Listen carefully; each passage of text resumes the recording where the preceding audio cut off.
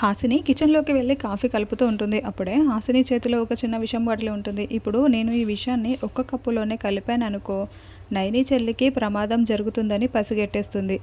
అలా కాకుండా నేను ఈ విషయాన్ని 2 కాఫీ కప్పుల్లో కలిపేస్తే అప్పుడు అత్తయ్యతో పాటు మా ఆయన కూడా ఈ విషం కలిసిన కాఫీని తాగేస్తాడు.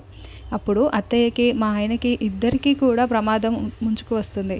ఇద్దరికీ ప్రమాదం ఒకేసారి ముంచుకు వచ్చినప్పుడు నైని చెల్లి కన్ఫ్యూజ్ అయిపోతుంది.